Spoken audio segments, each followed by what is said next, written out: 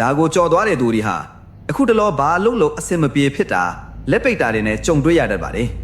ဗုဒ္ဓဘာသာဝင်တယောက်ဖြစ်ပါလေရဲ့နဲ့ဖျားပုံတော်ကိုမြင်တာတောင်ရှဲဖို့စေတနာမပါဘူးဆိုရင်တင်းရဲ့ကန်စာတာဟာအမှောင်အတိကျသွားပါလိမ့်မယ်နောင်တမရခြင်းအခုပဲရှဲလိုက်ပါ